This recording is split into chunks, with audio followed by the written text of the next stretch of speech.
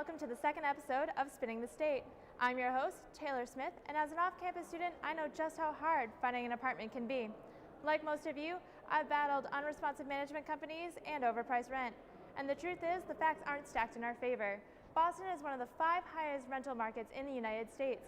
And if that's not scary enough, this city increases rent 7% on average every single year, making it the 3rd highest hike in the nation. You may be asking yourself, how is any of this legal?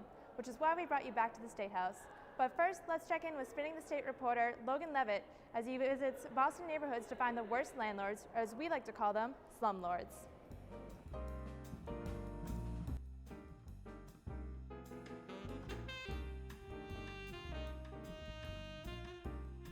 Apartment searching is one of the most difficult parts about college.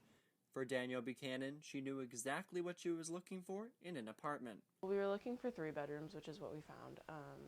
We were looking for something that was big enough to kind of move around in, as well as location. That was our number one. When she took a tour through her current apartment, it appeared she had lucked out. However, much to her dismay, she moved in and found this. And this. The people that lived here before had a lot of things on the walls out in the living room, which now we came to find out there's holes that were patched. Buchanan believes her management company didn't inform them of all the issues with the apartment before they moved in. The problems with the apartment went way beyond the damaged walls. We specifically asked if there was ever a mouse problem. They said no, and within a week of being here we saw a mouse. It was disgusting when we moved in as opposed to just the way it looked when we looked at it. It looked like they hadn't cleaned since the last time we saw it. Buchanan and her roommates also found safety hazards in their apartment. The window bars on the windows don't open, they're screwed into the wall. There's not a second form of egress, which means there's no second exit in case of fire. For Buchanan, there were lessons learned in the apartment renting process. This time we went in with a list of questions that were specific to what we really wanted. We kind of looked around a lot more closely, and I also brought my parents along. Buchanan has advice for first-time apartment hunters. Make sure that the real estate agent gives you a rundown of the landlord or the management company. When we looked at this place, obviously there's a sign out front, but she didn't tell us anything about them. Her last piece of advice? Do your own research before beginning the hunt for your next home sweet home. In Boston, I'm Logan Leavitt. Some of you may have lucked out, but we're here to show you who can change those tiny apartments with no smoke detectors or second form of exit. Let's see if Representative Honan, chair of the Joint Committee on Housing, has the answers. The Housing Committee in the Massachusetts Legislature fights for the production and preservation of affordable housing in Massachusetts. One of our areas is the production, as I was saying earlier, and preservation of affordable housing. The rents in Boston are incredibly high. It's like San Francisco, New York, very, very expensive to live in the city. And I know you're involved in a university yourself, and students live off campus. One thing we fight to do is have colleges and universities build more housing on campus. We deal in Austin Brighton with BC, BU, Harvard, and with Boston College and Boston University. There are a number of students living off campus, and there's no question the students get gouged on the rents. So they can live 3 and 4 to an apartment, and they pay serious money. So what we try to do, we just did a $1.4 billion bond bill, which I was the chief sponsor of, along with Senator Eldridge. And this bond bill has money in it for more transit-oriented development. So we try to build housing or buy already built housing and turn it into affordable housing along transit nodes. And Commonwealth Avenue is a good example. We have the Ray Dooley Apartments in Allston, which was, it's along Com Ave. And you buy it, a community development corporation, a nonprofit, will keep it affordable in perpetuity. And that's the way to go. So when you're talking about rent, how do you control it? We don't have rent control. We used to have rent control in Boston, Brookline, and Cambridge, but it was phased out in 1995 on a ballot initiative. So there's no rent control. So what you have to do is have a bigger supply of housing. If there's a small supply, the rents are going to be high. So we try to add to the supply of housing, and hopefully that'll make it more affordable. Go and actually look at the apartment. Some of these apartments are not in the condition that you would think that they should be in. If you're renting them and you're doing a business agreement, you would think that the apartment would be in good shape. So my first issue would be absolutely go and look at the apartment. I have seen, like I said, some pretty sad situations with people going to move in, and the apartment they're moving into was an absolute mess. I would also tell them to talk to the university, talk to students who may have grown up in their community, in their town, who are at that school, find reputable real estate folks. I would do the network thing.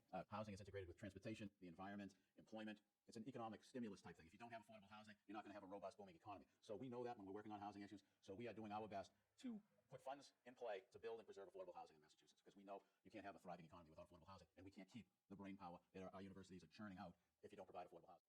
In the end, it's up to us students to get involved and outsmart the city's slumlords. So we took it to the experts at Boston Green Realty to get the best tips on searching for your college apartment.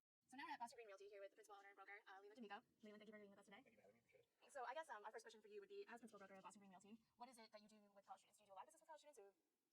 Yeah, we do a lot of business with college students. You find that, in terms of renting in Boston, the Boston market really revolves around a lot of colleges. We have so many colleges here in Massachusetts, specifically in Boston area, that anyone who owns a real estate company is going to be cornering a lot of students that are looking to find off-campus housing. So, absolutely.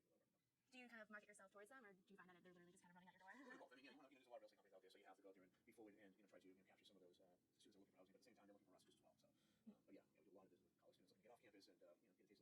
And I know the question on everyone's mind, mine included, is what should college students be doing before they go to these realtors with all these ideas for apartments? What is the research? What organizations do they go through? I find in some of my research a few years back, a lot of colleges have resources for incoming new students that are going to be eventually making their way out to the off-campus world. So I think a lot of the colleges themselves have some information where I think that's been the first step for them to seek out information that they have for them. Otherwise, I think interviews like this are probably the way to go to find information and help them kind of guide them through the process and hopefully try to avoid pitfalls and things that they could throw off their search a little bit. So. In your opinion, what is the number one mistake that most college students make before they come to look for an apartment? I think that the biggest thing I've seen in my over 10 years of doing this business is that they do not communicate with their roommates before entering into the rental search. What you find is there's too many chiefs and not enough Indians, so to say. So everyone is kind of like, I'm looking for this, I'm looking for that, and they're contacting many different real estate agencies, and they're not really sitting down and having a meeting or even just some kind of conversation about what they're all looking for, what their budget is, what area they're looking for. Every student has a different budget or price range. Once you have that idea, then you want to, in a group, seek out a real estate company that you find comfortable to work with. And try to stick with one company and not so branch out so many different directions, because if you can align yourself with somebody you can communicate with as a real estate agent, they're going to want to work harder for you. So some people say that we as college students, we should look at a bunch of different realtor companies because some of them are out to get you or some of them are just trying to dupe you. So you think that if you work with one specifically, that it does better for you? I think it does. I think overall you want to have some kind of sensibility with them. Like, can I communicate with this person? This office looks good. If it doesn't, then you move to the next one. The real estate agent gets to know you better. You understand they're coming to a point where the renter knows what they want, or maybe not. So the agent is trying to figure that out as we go along, and depending on how much experience that agent has, it can take a little time to understand what they want. And on the other side of the coin, you have all these management companies who run the apartments that you show. As I'm sure you heard, the Boston Magazine just recently published the whole article on Alpha Management Company, how they're the worst landlord in Boston. They call them slumlords even. Do you guys deal directly with Alpha Management? Or? Yeah, we have worked with Alpha Management. They do own a lot of different properties throughout the city, and they do have a reputation out there. However, they, depending on their building, some are definitely in better shape than others. I think, though, there is a responsibility of the tenant. They need to ask those questions before renting an apartment. Who is the landlord? And maybe research who that landlord is. Look at the building. I mean, have some common sense. And if you're going into a building that looks like it's not properly managed or has the proper care that you would expect, then I would definitely ask questions about it, or just say I want to look at a few more places. Since it is kind of a monopoly in the city of Boston, there's only few management companies that students really can choose from.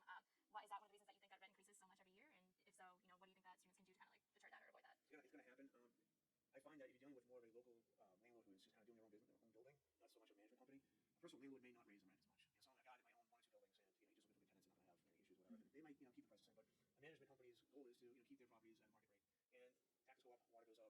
goes up, fuel prices go up, the management goes up, so the maintenance, contractors, their gas goes up, their prices go up. So a lot of things are influenced by the economic status of where we are right now. And landlords want to continue to make their net. So if they have to increase by 5 or 6% to keep that bottom line, they may have to do that. So you said that you think finding a personal landlord then, or a person who owns one or two buildings, do you think that would be a better avenue then than going through the big management companies like Alpha or the other ones out there? Yeah, I do. I think I wish there's more of them, and we do have a few of them in our in-house portfolio.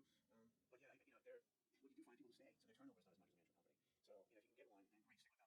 But economically, they're not going to raise rent, and they're going to be really respectful to your you're staying with their building rather than having a turnover every year. Well, thank you for taking the time to sit down with us today. Unfortunately, that's all the time we have for today. Be sure to tune into the next episode on staying safe in the city without violating public safety laws, and tweet the questions you want lawmakers to answer at Spinning the State. Until next time, I'm Taylor Smith, and this has been Spinning the State.